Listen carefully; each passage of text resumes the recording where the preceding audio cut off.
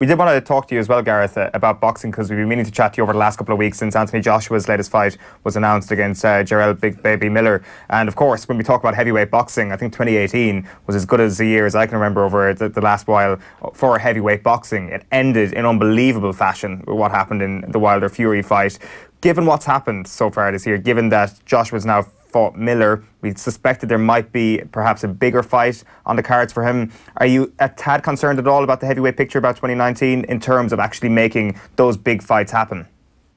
Well, I think, Owen, what you point to there is last Monday, when we were expecting Tyson Fury and Deontay Wilder's date and venue to be announced in America as sometime in May in Vegas or New York, as you say, after that brilliant fight last December, it was announced that he signed a deal with Bob Arum and ESPN in the United States. And what that does, it just moves that fight further away, probably by 1 or 2 fights. DAZN are determined to get Anthony Joshua in there with Wilder or Fury, I think, by May, June 2020.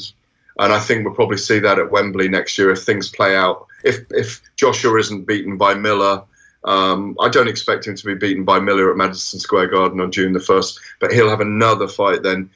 Tyson Fury and Deontay Wilder will have an interim fight before they probably fight in September. There's rows at the moment. There's a very interesting Twitter spat yesterday between Eddie Hearn and Steven Espinoza, the head of Showtime Sports, in which they were accusing each other, both accusing each other of lying about contractual issues between Wilder and Joshua, and that all that shenanigans was going on over 5 or 6 months. There's so much money on the table for these 3 men in particular, Joshua, Wilder and Fury, to fight each other, that those fights will definitely happen. The problem is how it will be longed out, how it will be stretched out. The ultimate fight really is Tyson Fury against Anthony Joshua at Wembley Stadium next May. I mean, could you imagine how big that would be? Every traveller in the world's going to be there. Every Joshua fan listen, 8,000, 9,000 travellers went to LA for Joshua's fight with Wilder, and they were awesome. Travellers get a bad name sometime, but I've got to say, the travellers that are around Tyson Fury are impeccably well behaved, and they were out there. They misbehaved in Manchester, a few of them, last year, but they were brilliant. And, Tyson Fury's become a bit of a cult hero. God, he was the Irish champion at one point, wasn't he? He's become a real cult figure. They really are polar opposites in many ways. Anthony Joshua is very much the corporate guy of the sports world, the boxing world. Less is more with him.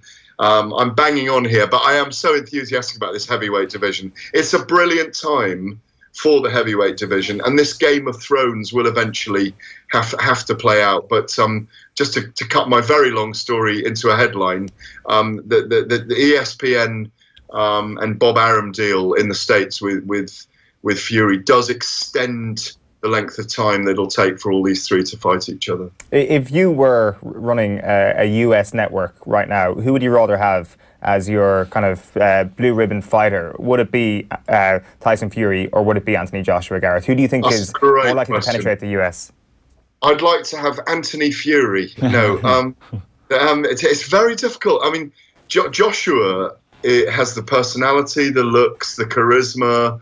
Some people say he's wooden. I don't think he is, but he's got the charisma and looks in a certain way to absolutely steam and steal the American market, Is he known much over there, Gareth? No, he isn't. That is the one thing, Anthony. I think Tyson Fury with his Undertaker feat in the 12th round of, and the way I've been coming over here for over 20 years covering fights, and the American media reckon, people I've spoken to say he is the best person for quotes. They enjoyed Ricky Hatton, to be fair, and Nazim Mohammed, but he's the best, most charismatic figure in terms of quotes they get off him and time available and how he is with people that they've had. He really did capture the American market last year, Fury. They took the gamble. They didn't know how he was going to perform against Wilder after all that time away. He shed the same amount of weight as Melania Trump, for God's sake. Do you know what I mean? To get into shape.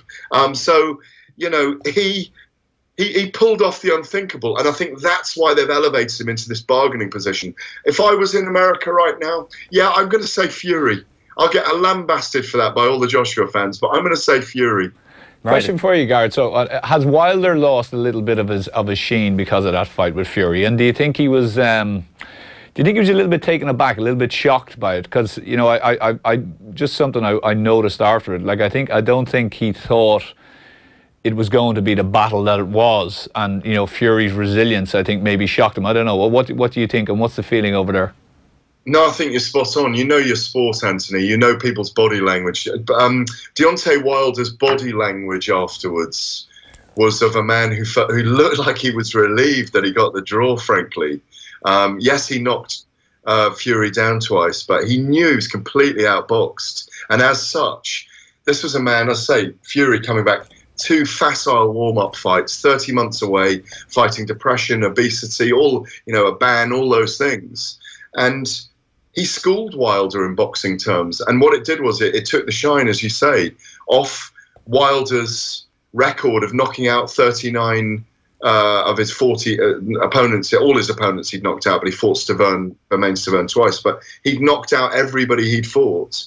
And yet Tyson Fury made him look like a wild brawler in there, with a big left hand and a big right hand, and not a lot of footwork. So in many ways, people have elevated Fury. Bob Arum reckons that Fury is the generational character in the heavyweight division. Anthony Joshua is still to be tested properly. Listen, Wilder and Joshua will still be an amazing fight. Fury and Joshua will be a very similar kind of like, can Joshua land on the guy who's impossible to hit or difficult to hit?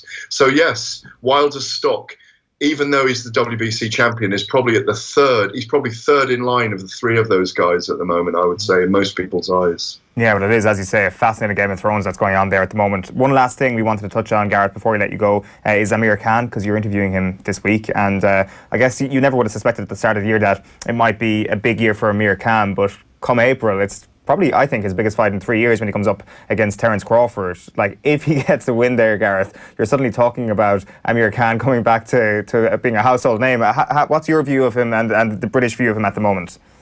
Well, every sports lover loves a comeback story. Every sports fan loves the giant killing. It's sometimes, I mean, you don't like it when your team's been slain by David and you're Goliath, but this is a really tough fight for Amir Khan.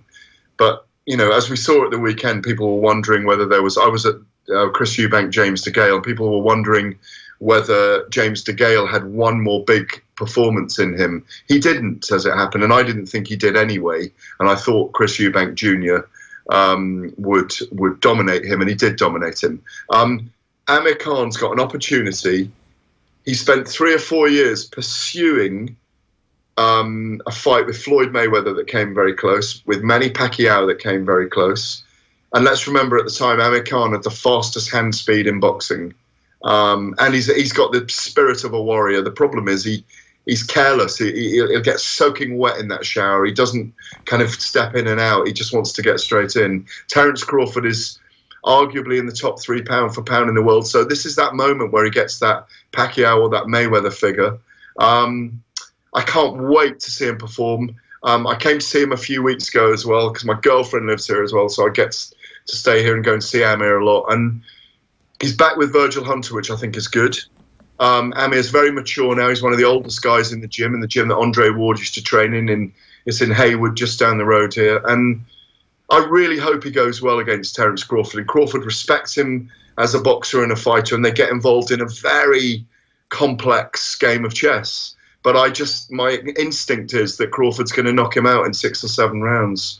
Crawford's very clever, switches brilliantly off both feet, very heavy-handed, and he's got an incredible IQ. I think Amir might be ahead after 2 or 3 rounds.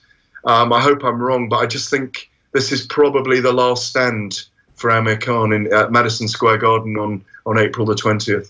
All right, well, we look forward to the interview, Gareth. Best of luck for it, and chat to you soon. Pleasure, gents. Thanks very much.